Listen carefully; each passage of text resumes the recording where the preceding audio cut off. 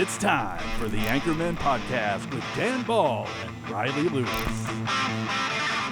Hey, everybody. Hope you had a great week out there. Dan Ball here alongside my pal Riley Lewis at the OAN Studios on the Anchormen set for another kind of, I would call it, do you feel like these are like a wrap-up of the week, right? You and I do our talk show all week long, and then they post these on Fridays, and we're kind of bringing on a guest to, yes, learn more about them and have more of an in-depth conversation, but a lot of times we kind of wrap up the big headlines with that guest. And I think our guest tonight, fittingly, is going to come in real handy with all the stuff that's been going on, because let's be real, there's a lot of crap going down around the world.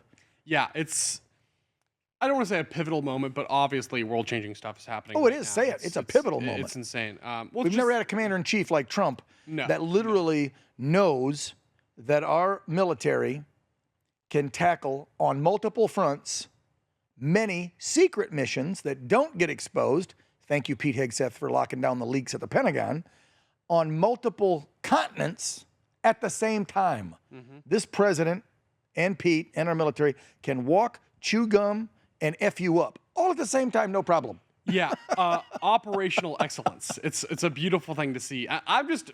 Meritocracy. Yes, that has returned to the military. Thank God. And for the, I know there's some people out there that are just freaking out, but I am just so proud to be an American right now. I am so proud of my country and my president and this administration. Wait a minute. You don't think it's like there's Nazis roaming the streets and rounding up innocent people, and that we're going to get into 5 other endless wars, and it's just a big war machine, and Trump's a evil globalist dictator Nazi? You're not buying into all that? None of it. Not even for a second. Good for you. None of it. Well, and they've been saying that since day one, since President Trump got into politics, and it's really just, it's a distraction. They just can't admit that the guy is proving them wrong. He's winning. It's almost too much.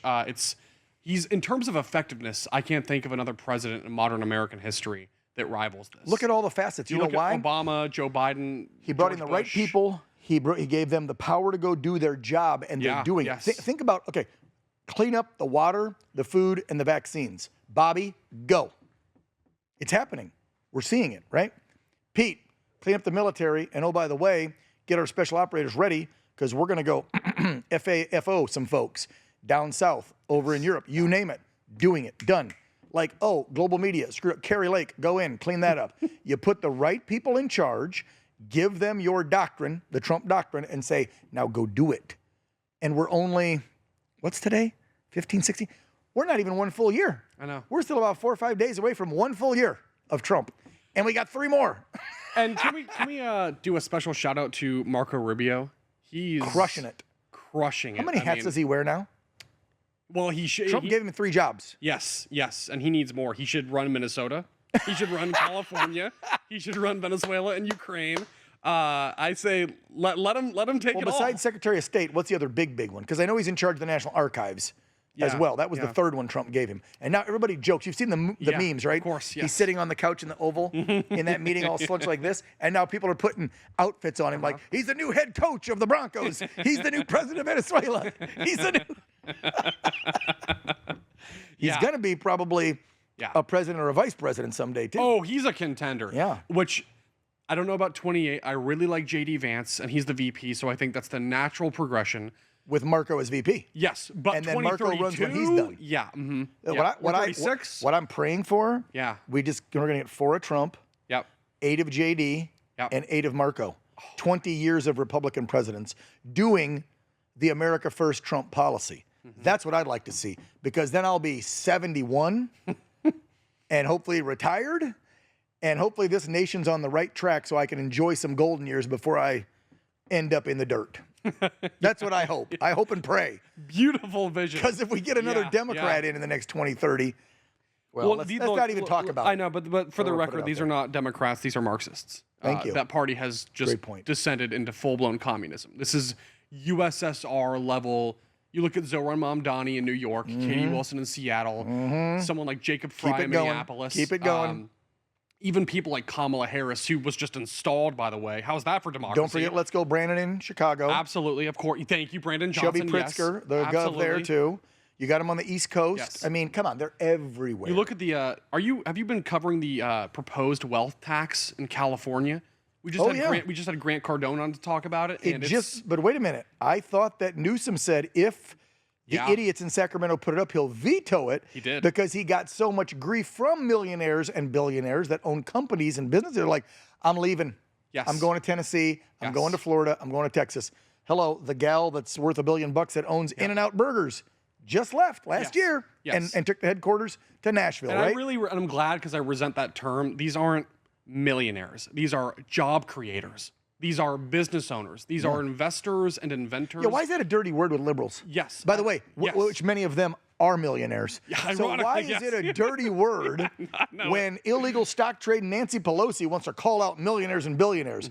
Really, Nancy? We love to call you out, millionaire, who makes $174,000 a year as a member of the House, right, as a public servant, but is worth how many millions?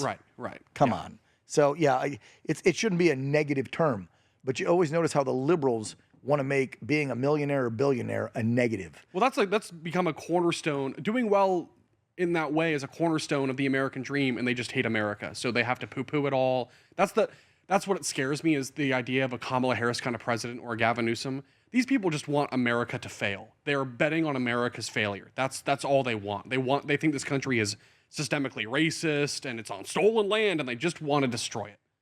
And it breaks my heart. But Riley, do you really believe that they believe that BS? Some of them, yeah. Some. Not all of them, but yeah, small. Some of them. The radical new ones, the Ilhan Omars, those young gals in the squad, they believe it. But do you really think a Nancy and a Chucky and the older ones that have been doing this forever, that enjoy the American lifestyle with their big bucks, really, really want a wide open border and really want socialism, Marxism, Islam to take over this nation? No, they don't. Come on. They don't. I really, truly believe. They just say it because now a big portion of their party believes that BS. The younger generations believe it. I saw a poll that CNN was putting out. I couldn't believe CNN did it. It said 1969 to the 1990s. Okay? How many Democrats consider themselves liberals? Because there is a difference. Interesting. Yes, Dennis Prager told me this years ago. He goes, stop calling all Democrats liberals. They're not all liberals. Liberals are way more dangerous. You and I have had a discussion before. I'm old enough, almost twice your age. You could have a discussion with Kennedy Democrats 20, 30, 40 years ago. There are some Democrats that still agree you need a border. We should be able to have our guns. Keep woke crap out of schools. There are some Democrats. So there's a big difference. So anyway, this study said from 69 to 99, only, and I might get the number wrong, so don't prosecute me, it was about 35% of all Democrats consider themselves liberals. Today, that number is what from 35% in 2026? They just polled them. Is it 40? Is it 50? Is it 60? Is it 70? What do you think? 70? 69.5%. 70% of all Democrats today consider themselves a liberal. Just a few years ago, they didn't. And therein lies the problem with that party. That party allowed themselves to be hijacked by woke liberal ideology. And I'll go one step further, the Red-Green Alliance. Yes. You have the communist, forget socialist Marxist, you have the communist mindset coming together with Islam.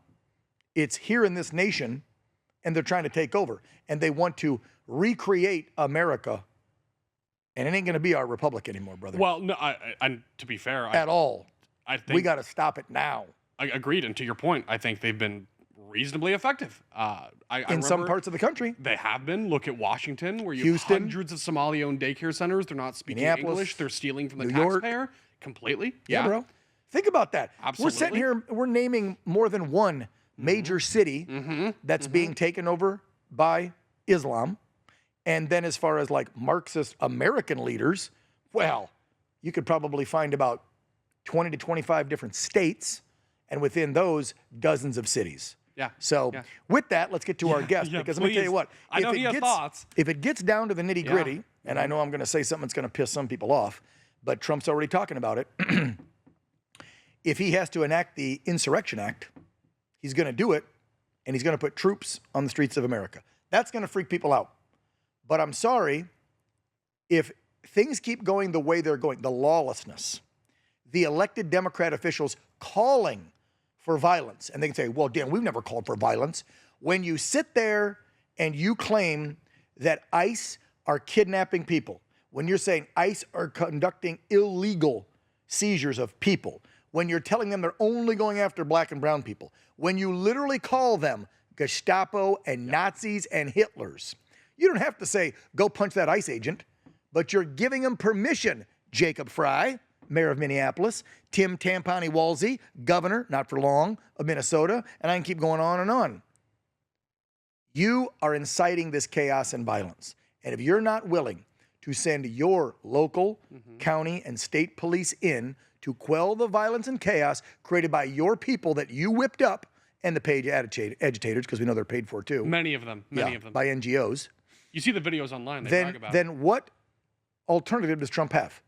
Do we just pull ICE out and say, all right, your state can be overrun with illegals and have crime and BS, and you can keep defrauding the government to the tune of $8 or $9 billion, whatever, just keep doing it. No, that's not America. Follow our laws. You don't follow the law, you get arrested. You break the law, you hit a cop, you get arrested. You're here illegally, you get deported.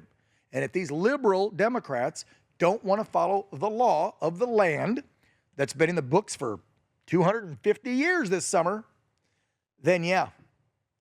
I say we start arresting them. Yep. And if we got to send troops in, we send troops. And I can guarantee you, I can say this in all honesty as a vet, nobody wants to be on the streets of America in their uniform, in the Army, Air Force, Navy, Marine, Coast Guard, Space Force, you name it, and having to arrest their fellow American citizens. But it's getting to that boiling point because of Democrats and liberals and a bunch of wacko anarchists. Well, and you have to think, if the administration doesn't intervene, then where does it lead? What happens next? Is it full-scale civil war? Is it just more? Is it dead ICE agents? Where does this lead? They're doxing ICE agents. They're physically attacking them. They're He's broke into one car the other night and stole their guns, ammo, and private information. Exactly. They got social security numbers and addresses, for God's sakes. Exactly. So President Trump is thinking about the future and what might happen next, to your point about a boiling point. Yeah. What comes after everything we're saying now? It's escalation, and then...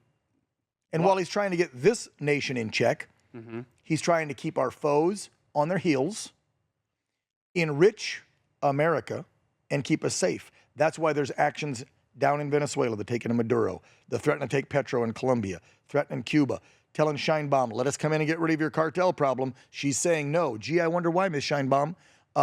Dealing with Iran, letting the Persians actually govern themselves since 1979. They have been under Islamic rule.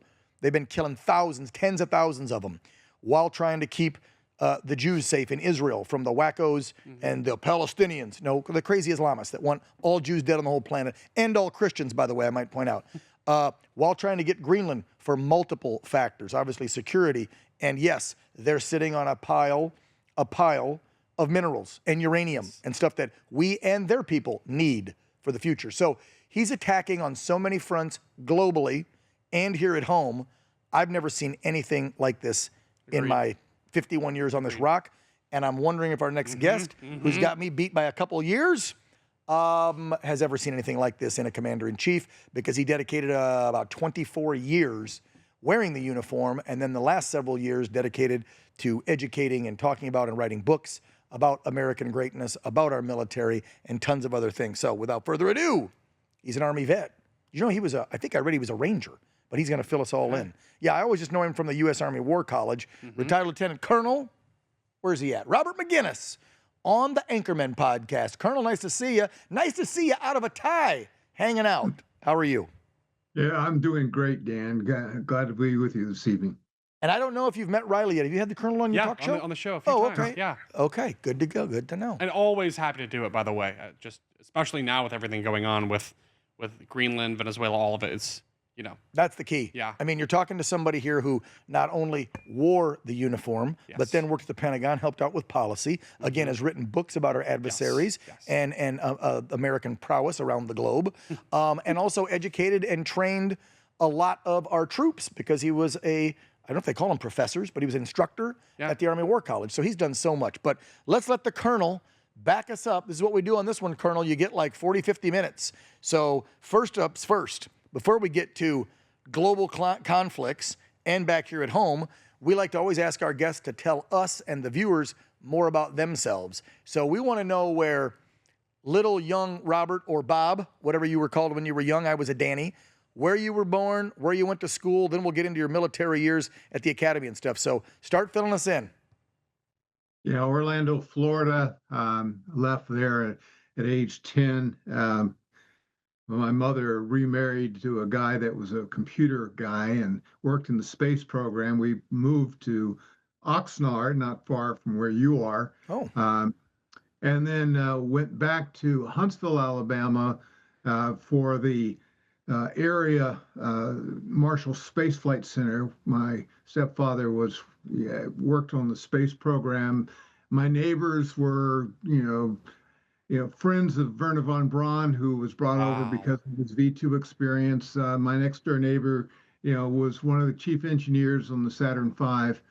And then we moved to Canoga Park, where I went to high school for a while there in LA. Worked on nuclear reactors, and I went to, that's what my father did. And then I went to West Point and spent 4 less, I call it prison, but 4 years at West Point. And then meanwhile, of course, after that, I went through 24 years of the Army, Korea, Europe, Alaska, spent some time elsewhere for shorter periods, retired, spent a decade in the Family Research Council as the vice president for policy. So I dealt with all sorts of things in Washington, and then spent a quarter of a century after that at the Pentagon for the G357. In other words, the operations. And then I also created a course that I taught at the War College and on the road as well. And that's kind of my background. And I've written 15 books, 2 coming out this year. They'll come out in April and I think August at this point. Wow. He put 50 years of hard work in 2 minutes. That's pretty dang good. See, that's how you know he's in the Army. Get it done. Let's go. Hurry up and wait. Hurry up, get it done. Now he sits and waits for the next question. Isn't that about right, Colonel? Hurry up and wait. Hurry up and wait. We all know that drill. All right. Now you threw out a lot. So I got to go back to when you went in the military for those 24 years.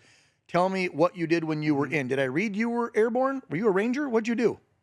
Yeah, after West Point, I worked for a congressman. That was during my leave. And then went to basic and then Ranger school. And then after that, I went to the 1st to 32nd on the DMZ in Korea. And my boss was Colin Powell. And I think I gave you a picture of, I'm in one of his autobiographies. I think that's a picture of me in the second rank getting an award from him. And the general who gunfighter at the time. Wow. Colin Powell, there you are with Rummy back in the day. So, and he's been around, you know. Well, can we just, if I could, Colonel, just so people, because not everyone understands what the Rangers do. So, what kind of work does that really encompass once you're in the Rangers? Well, the Ranger, I did not join the Ranger Regiment. I was, I went to 4 different infantry divisions. Okay. Rangers basically are the killers. That's simply they go in and break things. They don't. Special forces are trying to be nice to the people to persuade them to do the heavy lifting, but the Rangers break things and kill people. I just wanted to clarify.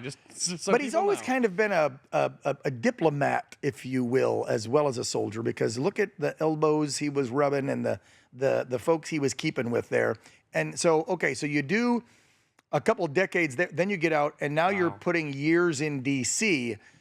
Talk about that time and that era that you worked in D.C., because now, of course, we all know it as the swamp, and it was a little different, I would assume, during your tenure in Washington. Or was it? Well, it was. While I was at West Point, my mother was in the Ford White House, and so I had a little insight about the inner workings of the deep state, just because all of her friends were deep staters for the most part. And the lady that she lived with was the executive assistant to Senator Howard Baker, who was the majority leader at the Senate at the time. So we got around. I got to know quite a few people, and both the good and the bad. There was a lot of bad stuff in Washington going on. And then I came back, of course, reluctantly. I did not want to come to Washington again. I thought I left that behind. But that I was in Alaska as an executive for a brigade, an infantry brigade up there. And then they said, no, you have to go back. And so I did. And spent 3 years investigating generals because I was an inspector general. Wow. And then I retired. Right before I retired, I was on a special task force that got me a lot of publicity. I was on a lot of television. And then I became part of the Family Research Council. And then that's when I started doing all this media stuff. Before that, I didn't do media because I couldn't. I was in uniform. But I was all over the place on mostly, kind of social issues. But then I started to do a lot of because the Balkans blew up. There were problems with China, which I dealt with, Russians and so forth. And of course, I've been in Ukraine and China and Russia and all these other nice places. So why do you think I like having him as a guest all the time? Yeah, that's This wild. isn't just a Wow. talking head that does talking points like from a certain political party or a certain angle coming from the military. This is somebody who's seasoned, who's been there, who's been on the ground, who's commanded troops, who's written, whether it be policy, doctrine, or help to whatever. Like the colonel's been there. You got a question? Yeah, well, Colonel, so on what Dan's saying about writing policy, shaping policy in DC, I'd like to hear a little bit more about that because that's a really interesting thing to do, and I imagine that you learned a lot and had to research a lot and got to sort of share your expertise. Can I back up one though and go, what did Mom do for Ford? Oh, sure. Yeah, Mom worked in the Ford administration. What did Mom do for Gerald? That's one president I actually interviewed years ago before he passed. One of my first. Are you serious? Yeah, he lived in Palm Springs, Rancho Mirage, and I was a local news guy there. Wow. I even bought one of his retired Secret Services. Wait, what year was that? 40 cal. I have a Beretta from one of his guys that guarded him for years. When was that? yes, Back in 2000. I don't know. Anyway, what did Mom do for Ford? That's crazy. Wow. Yeah. you worked on public relations. It's interesting. She complained one time, and the word got back to my battalion commander, Colin Powell, and Colin had to take an airplane because I was guarding some nuclear sites in southern South Korea. So he flew down there and he said, "Bob, you've got to call your mother." He reamed me for not writing my mother. And Oh my God! You're whatever. like, my mom's my mom. I can't tell her what to do. You're guarding nuclear sites. And Colin South Powell's Korea. like, Colonel. You weren't a colonel at that time, probably. Major, captain. I was a lieutenant. You were a lieutenant. Lieutenant, call your mother. Wow. Yeah, well, the battalion commander says so. I did what I was told. Oh my God! Back to Wow. your question. Sorry. Yeah. Riley. So, because the policy thing, that's interesting. I'd like to hear more about that. So, what did that, encompass, and how long were you doing that, shaping policy? Well, certainly at the Pentagon, as a lieutenant colonel at the time, working as an inspector general, I saw the good, bad, and the ugly within the ranks.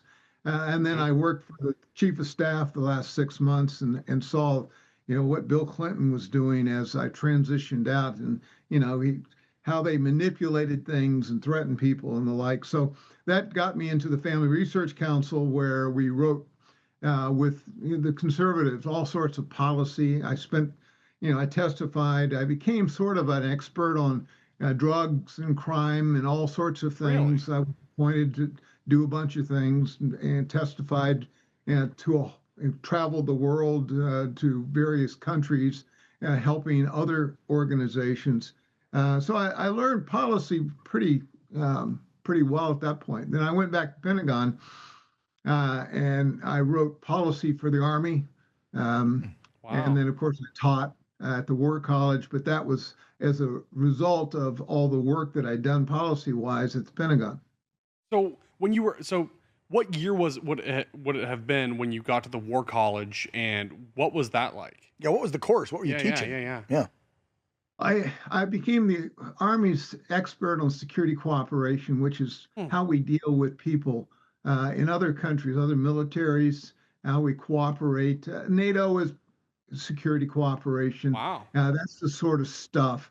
That's why I spent a lot of time in Europe, a lot of time in Australia, elsewhere in the world. Wow.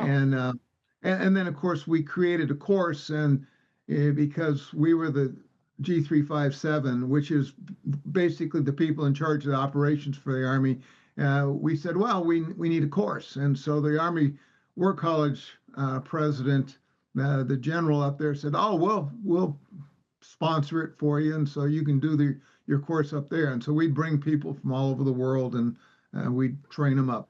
Wow, I like that. That's interesting. Very cool. Yeah, wow. Did I read something? Because, Colonel, I thought I knew a lot about your background, but then I did a little bit more deeper dive today since we get more time with you. And I believe you were at the Pentagon in the early 90s in that transition from HW to Clinton, like you said, and that was the era of the don't ask, don't tell policy that came out in the military. Were you involved with that at all when they were drafting up that policy? Yeah, I was the number one person that did that. Oh. Yeah, it's not something that I liked at the time. No, I back in the summer of '92 when Bill Clinton was recruited to run, and he was in Vermont and made the declaration he was going to open the ban, remove the ban on homosexuals. I wrote a couple of articles because I did. Yeah, you don't want to do this if you want to have a long career in the military, but I did. I was always writing for publication. And I put a piece in the Chicago Tribune, I think, and then another elsewhere. And the chief of staff and, what was his name?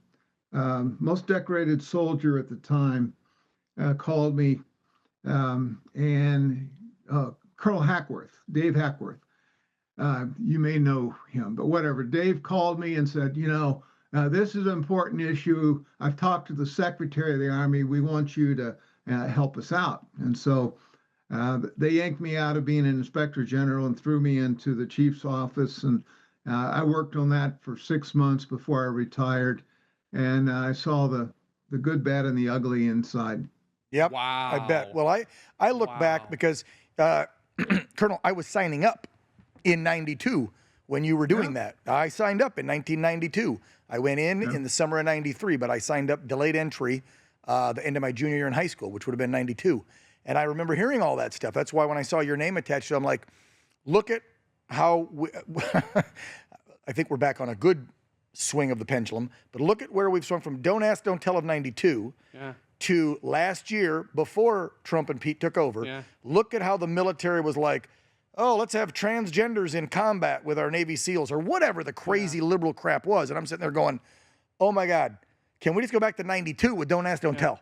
Because that would have been fine. Look at where we got all the way into 2024, where they were fighting to get people with a mental illness in the foxhole with special operators. Now, thank God, Trump won, Pete's in charge, and as he said on that stage a couple months back, we're done with that. And there's no more DEI, there's no more woke, there's just meritocracy and excellence and a fighting machine. That's what we're supposed to be for. Yes. That's what I signed up for and put my hand in the air for. Anyway, Colonel, your thoughts on that, where we went from when you were helping to draft that in 92 compared to where we were just a year ago before Trump and Pete tried to get the correction made. Yeah, it's interesting. Of course, Pete was one of my interns at the Family Research Council. Really? Wow. Look, see, he's everywhere. He's connected to everybody. That's wild. And of course, Pete worked on women in combat. Of course, I wrote a book. Then many years later, he wrote one of a similar nature. So he knew the position because we talked about it. I warned. I was in charge of all the research, and so I briefed the people on the Hill. I said, "This is what the culture that culture wants to do." And unfortunately, there were enough of them that didn't listen. And of course, when the hearing I went to, we had Nancy Pelosi and a couple other leftists, and they didn't particularly care for what I was saying, which was X-rated for C-SPAN and the like. But what was it? The congressman from L.A., the real conservative guy. I spent a lot. We had one of those back then. Yeah, you did. Orange County. I'll recognize his name when I think about it. Whatever. That was a tough time because Bill Clinton and his minions were, going after anybody that would oppose them. Yeah. And Wow. I Yeah. was threatened left and right by the political people, and that kind of persuaded me that I needed to get into the policy side, which of course sent me to the Family Research Council. And then I spent a lot of time, battling the issue in the courts with lawyers that we had, and running various organizations. One thing or another, it was nothing surprises me, because everything that we've seen over the last couple of decades was what I briefed the Congress about, that these people wanted to do. It hasn't surprised me in the least. Colonel, on the same note, because a lot of people who never serve, who are only civilians, they wonder, does politics seep a lot into the military space? I know now things are much better, but I do wonder, going across your whole career, did you interface a lot with that world? Did you have to deal with that a lot? I wonder, because we saw under Biden with a lot of the wokeness and stuff, it was very overt, but a lot of us saw that and wondered if it really had been happening beneath the scenes for a long time, and then just kind of came to a head with Biden. So I'm wondering if you could give us some insight about what it was like in your career, and whether or not politics was even really in your service, or was it just totally separate and you were focused on the mission? Could you just kind of walk us through that? Yeah, we tried to keep that out. Clearly at West Point, we had all the politicians up there, but we didn't talk politics per se. The presidents would come, and we had classmates from all over the world that were eventually going to be heads of state or something or another. But even in the times I had, leadership like Colin Powell, who had come in from being a White House fellow before he took command there, we would talk international affairs and some politics, but by and large, most military people are focused on the mission. And there are some that tend to kind of venture outside. And I felt rather uncomfortable in '92 when Bill Clinton made that announcement, but I felt strongly that something had to be said. And so I did, and got myself in some pretty hot water over the next year. Made a transition. Do you feel like it got worse, Colonel, since '92? Because I do. After watching Barry Obama run the country for 8, and then Joe's debacle, you took those 12 years and put them together.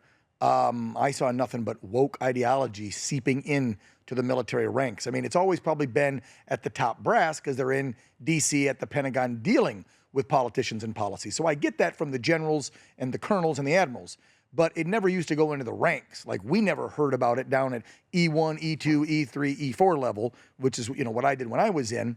But I recall just a couple years ago during the Biden regime, I sold a boat to an active duty Navy gal here stationed in San Diego. And as we finished up and we're having some bourbon on the boat, saying congrats on your boat, she was getting medically discharged for a botched surgery by a Navy doctor. I said, how is the Navy these days? And this would have been 2023, so prime Joe Biden cackling Kamala's regime. And she said, it sucks. And I said, why? She said, well, I'm a weapons specialist, and she was 27, I should be on my destroyer every day, practicing and training and loading my weapons. She loaded the big guns on the destroyer. She said, instead, I'm on shore in a classroom learning a bunch of woke bull. So does that tell you where we've come from '92 to 2023? That's where we were. So Pete and Trump, thank God for them, because it was seeping into the ranks. Would you agree with that over the last 10, 15 years? I totally agree. Of course, the last 25 years, I've been at the Pentagon. And I, as a civilian, I had to go through all that sort of training anyway. That was parcel. And I went to a lot of very senior meetings, and I saw firsthand, what the generals and the admirals and the various appointees were saying, or what they weren't saying in many cases. And, I was always surprised, because some people knew what I did on the side, and that was I wrote for publication. I did a lot of media. I was a Fox News analyst for a while. And they said, well, I'm surprised they haven't fired you, because, here you are in the middle of these meetings, and you know what's going on, and they've allowed you to continue. Well, I probably had some guardian angels that kept me from being fired, but because I went through a lot of very sensitive meetings, and but I also know there's things you can't talk about, so you keep your trap closed at certain points, and you don't go beyond that. Well, I like that your trap's not closed, because now that we know a lot about the Colonel, Yes. and that was the first over half hour, let's spend the last 20, 30 minutes talking international affairs and the homeland and Donald Trump, and I would call it the Trump policy or the Trump doctrine.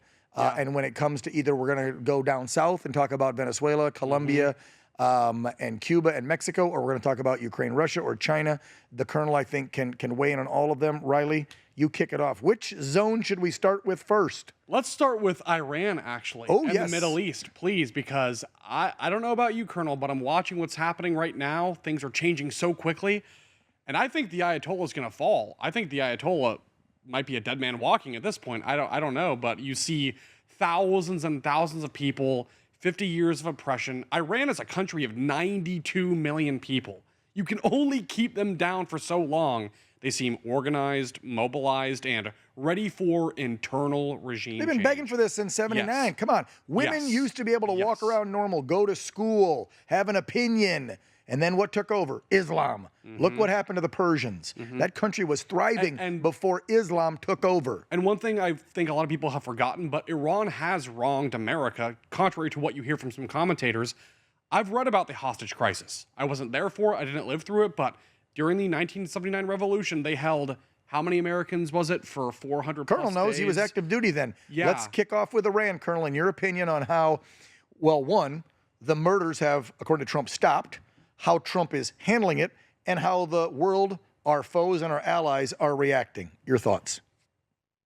Yeah, I wrote my first article on Iran in 1973 as a congressional aide. In 79, November, when this took place, I was in the 8th Infantry Division in Europe, and we were concerned about the implications of Iran's fall for Israel. And of course, we had contingencies in that part of the world. What's going on now shouldn't surprise anyone, because it's an Islamist radical organization that has, kept the people a foot on the neck of the people for a long time. I've known a lot of people. Having been in Iraq a number of times and seen the killing that they did of Americans using the IEDs and the funding of the Shia militia and the like. The Iranians are not our friends, and they, or at least the Islamist people, the Quds Force, the RGC, the Bashi, and so forth. What I think is happening now, of course, is because of the lack of water in the metro areas, agriculture is failing, their currencies in the toilet. They really have lost a great deal of legitimacy. And so the Ayatollah, he ought to be looking for a home near perhaps Bashar Assad up in Moscow or somewhere else. That's what they're saying. He's got the jet fueled, ready to go to Russia or China. He's going to go somewhere. I think he will. I think he may leave, but I don't think we're going to see a radical transition, because most of the real power, the economic power, belongs to IRGC, who have settled into these places, and they really run that country indirectly. And so they're not going to give up easily. So, Colonel, let's just say, for just the sake of conversation, the Ayatollah is ousted or assassinated or just hides in a bunker in Moscow or something. What do you see happening? Because it takes a lot to get to a democracy, building out the infrastructure, getting candidates, getting a mechanism for voting in place. But there's going to be a power vacuum, and to your point, somebody's going to fill it. So do you see that being a member of the IRGC? Do you see that being some other terrorist? Or, because that's what the Ayatollah is, effectively. Or do you see that country having a chance at elections and freedom and real liberty for the people? Yeah, they haven't known real liberty for a long time. I think IRGC will maintain some modicum of control. The idea that the Crown Prince is going to go back, I don't know that he has a constituency that still remembers him today, even though, I can understand the diaspora wanting to have him back just because it would give them an opportunity to return and regain perhaps their riches. No, I think the IRGC will find some sort of medium ground here, not a radical Islamist as we've had, for the last 47 years, but something that is a little better perhaps for the people writ large than what they currently have.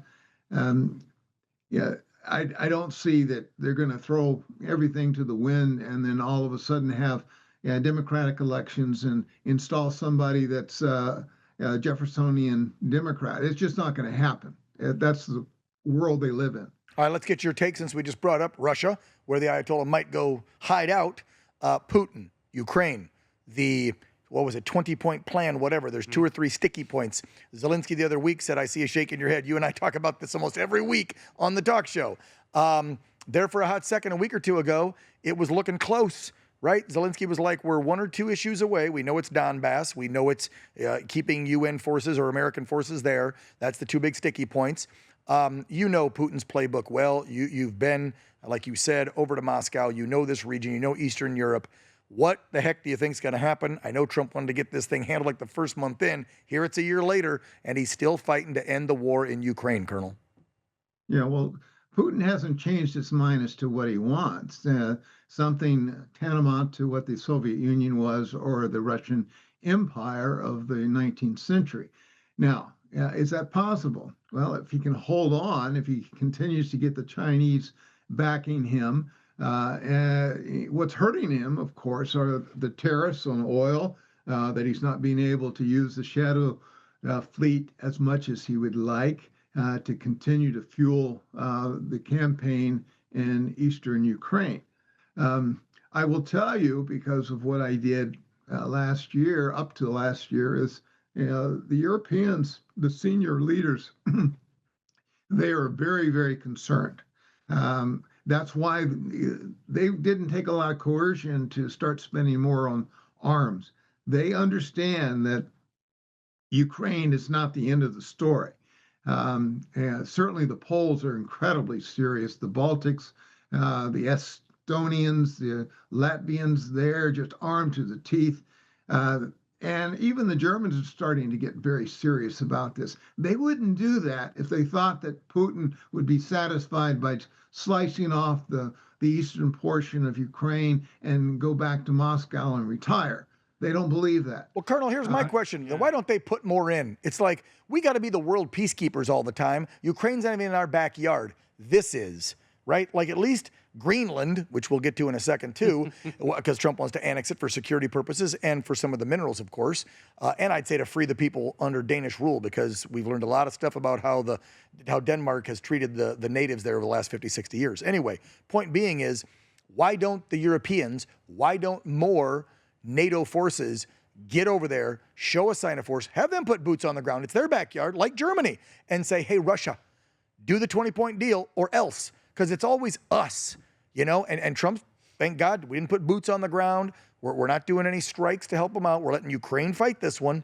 But I don't see those NATO forces fight back the evil Putin that's in their backyard. Yeah, well, Dan, as soon as the Cold War ended, the Iron Curtain fell. They cashed in all their, weapons for plowshares, and that's how the Europeans think of the world. They could depend upon us, and we had, at the end of it, 300,000 troops over there, and then of course we radically cut that back to what it is now, 70 or so thousand, not counting those that rotate in and out.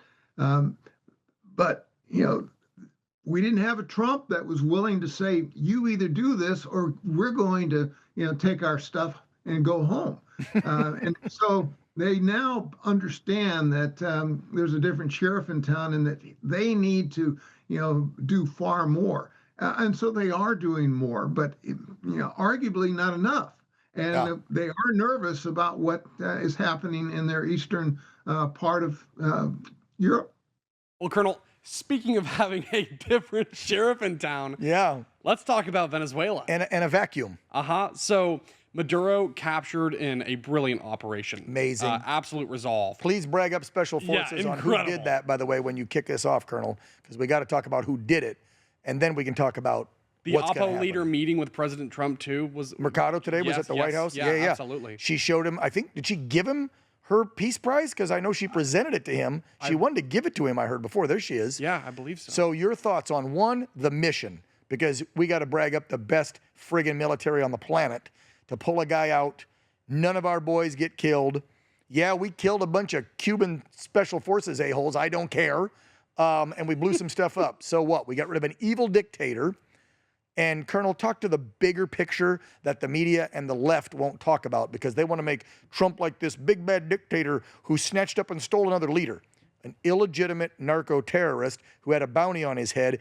And by the way, Colonel, remind him of what Venezuela and Cuba and Colombia and all of them are involved with when it comes to Russia, China, and Iran. Because bigger picture, it wasn't just taking one guy out. It was also sending a message to our foes. Colonel?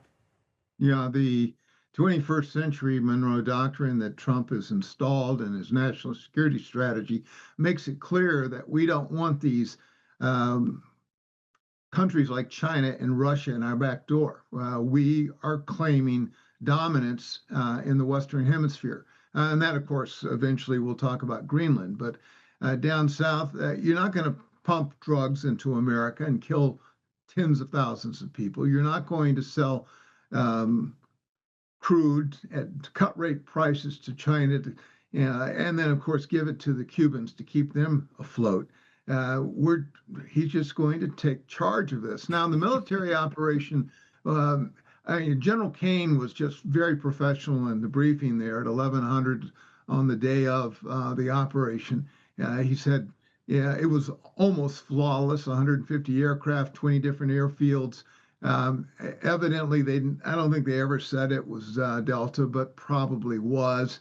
The president talked about setting up a facility, which is fairly typical, not only for Delta, but for the Rangers and the SEALs and so forth. And we go in there and we shoot them up, throw grenades, do it until we can do it just blindfolded almost.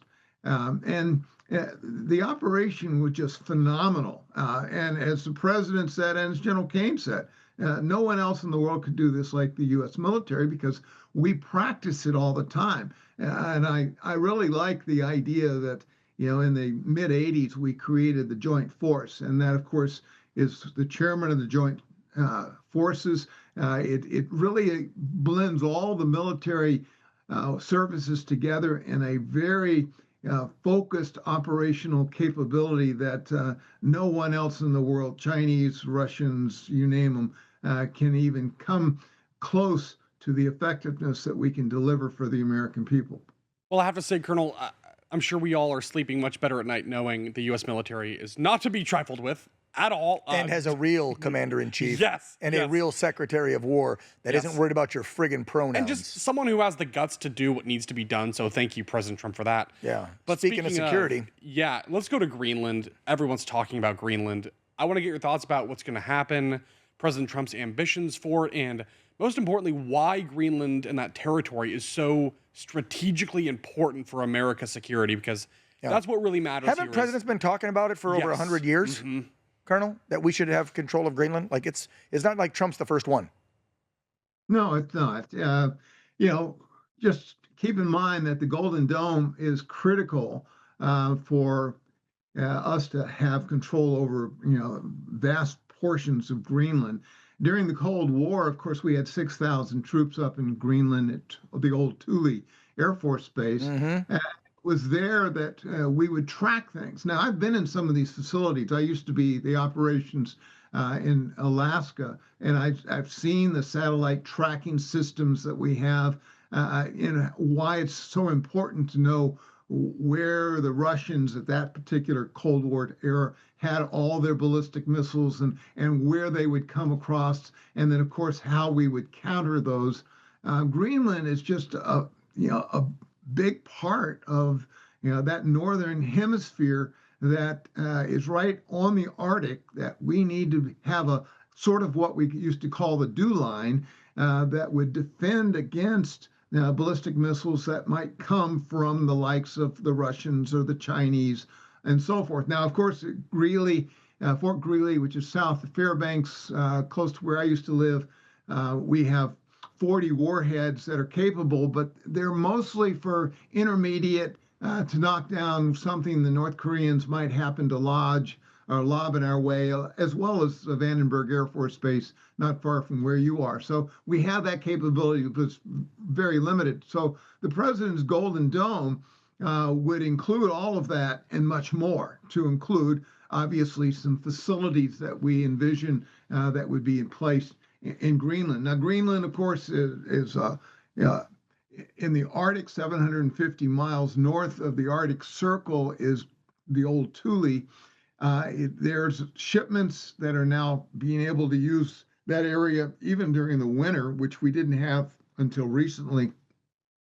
And of course, the Chinese and the Russians have tried to acquire through Belt and Road and other mechanisms, the Greenland. And then, of course, the whole rare earth issues. Yeah, we don't want the bad guys getting those. That'll give them more economic dominance. We're in an arms race with the Chinese right now. Yeah. And not only in rare earth, but rare earth, of course, powers the CPUs, GPUs, and the like that is behind artificial intelligence. A lot of the modern sophisticated weaponry that we need. And of course, it keeps our cell phones going and the like. Yeah, so. And the batteries in the Teslas. And I also hear they got a lot of uranium, which go in nuke weapons and nuclear facilities for power. Wow, I can't believe we're already 50-some minutes in. We got to bring it back home now that we talked about foreign policy and military action, because just this week, President Trump, after watching what's been happening in the streets of Minneapolis and elsewhere, it's not just Minneapolis, where you have elected leaders, so-called public servants like you were, like I was, Colonel, out there calling ICE agents and Border Patrol and federal agents Gestapo and Nazis and whatever, and literally putting targets on their back. Well, now it's getting so violent and so bad that Trump literally brought up the Insurrection Act and is talking about sending troops into American cities. Now, nobody wants to see that image. I know what they'll call him if he does that. But, Colonel, in your experience, and you've worked under several commander-in-chiefs, you've seen this country change over the last how many years of your service. If it gets to a point where they're doxing, which they're already doing, and trying to get agents killed, and they're beating them in the streets. Last night, they stole some of their guns and weapons out of a federal vehicle, along with paperwork with their IDs, their social security numbers, their addresses, their phone numbers. If they start stalking and killing cops, I mean, I gotta say, and I don't want to see it, but I would support the president if he did the Insurrection Act and had to send troops in to quell this paid-for violence. I wanted your thoughts on having active duty troops in the streets of America.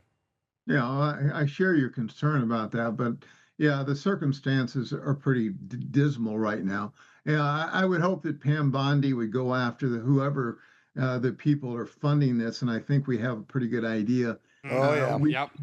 We need to crush them, but we need to bring civility back to the streets of America, and places like Minneapolis is just out of control. And of course, as soon as we start going after the illegal radicals, the people that are committing all these crimes as well as being illegal in, say, New York City, I can imagine Mandami and his like are going to do what Fry has been doing in Minneapolis. And so I think we need to make a very strong statement here, and that we're not going to tolerate what we're seeing against the ICE and the customs officials. Anarchy. They're anarchists. That's the word I heard somebody say today. They're anarchists, right? Yes. This is anarchy. Yeah. And this isn't Russia or China or North Korea. You don't have some oppressive, horrible regime like Iran, where the people need to rise up and take back power. This is America. He's a duly elected president. He's following the friggin' law, and he's sending federal law enforcement officers to uphold the law. And wacko public servant mayors and governors are literally using divisive, nasty rhetoric to tell these crazy paid agitators it's okay for them to go attack cops. I don't want to end on something negative, and they're giving us the wrap here as we hit almost an hour. Colonel, let's go back to your military days when you first went in, because I can remember the day at MEPS I stood there and put my hand up and took that oath, I would do it all over again, my friend. So how about as a retired colonel, you tell those young folks that might be watching this podcast why it's such an honor and a privilege to wear that uniform, take that pledge, and go serve the United States of America. We'll end on something positive. Well, the United States is the best country in the world, and I've traveled most of the world. You don't want to live in a lot of places. Here we can actually make something of ourselves. You can start nowhere and go somewhere. You can be a person that your grandchildren will be proud to say, that was my grandfather or whatever. So I think that, when I raised my hand on the 1st of July, 1969 at Trophy Point at West Point and swore an oath to the commander-in-chief and all the appointed officials below him, that set me on a course that certainly changed my life in a very positive way. And I think it can change the lives of untold numbers of young Americans going forward. And we need patriotic, good, strong, committed young people to lead the future of America. Amen. I would add to that, patriotic Americans who aren't woke, because we don't need woke in the military, as Pete said. I loved seeing that pic of you and your interns. I believe that was Mr. Hegseth down in the corner. Yes, our Secretary of War. Think about this full circle of all these patriots coming back around to serve. I friggin' love it. Retired Lieutenant Colonel Robert McGinnis, as always, thank you, sir, so much for your service then, now, and in the future. God bless you, Colonel. Thanks, Dan. Yep. Told you it was going to be a good one. That was great. Informative. Yes. Did you learn something? I learned a lot. Did y'all learn something? Yes, I learned a lot. That's the guys like that you want to talk to. Veterans like that have been somewhere, that actually weighed in on policy, that have been around, rubbing elbows with the policymakers, the top colonels, generals, admirals, you name it, for decades. He's seen it all. You're talking since the 70s, okay? He's seen a lot. So I really respect the colonel. Log on, look up, like he said, he's written how many books, and they're books on all kinds of issues concerning this country. He's got 2 dropping this year, right? April, and is it May or June? So look out for those. Yep. Yeah. I need to help me write my book. He told me he'd help me before. I need help. This year, we got to get started at least. I know. A publisher asked me a year ago to write it, and I haven't even started. I didn't know how to write a book. Well, he does. Well, yeah, we'll figure it out. Yeah, absolutely. You know how to write songs. Maybe I should enlist you to help me. If that's what it takes. Anything. Okay. Anyway. Absolutely. I got the title. Yeah. What's the title? I got the title. Can you share that? Can you guess? Okay. Fearless Patriot. That's the title of the book. We already locked that in with the publisher. That makes sense. Fearless Patriot. Yeah. Okay. It's going to be a little bit. Oh, our director. Our director said I should call the book Big Balls. That's the sub. Fearless Patriot, the story of Big Balls. But then they'll think I'm that guy that worked for Elon. Yeah, so I can't do that. Good one, Jared, in the back. Our director's giving us advice. We'll think of something else. We'll think of something. For the sub. I don't want a big long. I don't like books that have the title and then the massive subtitle. Yeah. I don't want that. I just want Fearless Patriot. Okay. And then the publisher asked me to make it kind of like a bit of a biography slash inspirational, motivational, and political book. Interesting. Political book. So it's like my life mixed with commentary, being a patriot and having some cojones, right? Mixed with me covering as a journalist, the world of politics, whatever, and then just some motivation. I don't know how to put it together anyway. Yeah. We're done. Yeah. Okay. Well, that was fantastic. Yeah. So, again, we have some thank yous to do, some housekeeping. You stuff. thank everybody because we didn't do the whole hour. Have any friggin' bourbon? I know. Okay. What happened to us? I don't know. One little. We went so long without it, we adapted, and now we have to readapt. We were intrigued listening to the colonel tell his life story. That's right. I don't think he's ever written a book about himself though. His books are always about everything else, and he's done 15? Yeah, 15. And 2 more coming. Yeah. Wow. All right, thank everybody. I'm gonna have a sip. All right, so we have to start with our sponsor, Grunt Style. They just re-upped. They're responsible for this epic merch. That's a sweet shirt. That's a sweet shirt. Yes. What the whiskey? And Tango on the note of Foxtrot. having a veteran, they do great work for veterans, veteran owned and operated. Owned and operated. Run. If you buy the merch, the money goes into the foundation they have. It's 2 separate things. It's Grunt Style, the company that makes the merch, and it's Grunt Style Foundation, a 501c. And then that money goes to help veteran services. Good. So education, homelessness issues, PTSD, suicidal prevention, Yes. like all that stuff. We need to do more for These our guys veterans, are awesome. truly. They're Good. awesome. Yeah, okay. Big thanks to the Herring Yes, Family of Network. course. Yes. Big news this week. Did you hear? OAN Plus, that's the free version of OAN.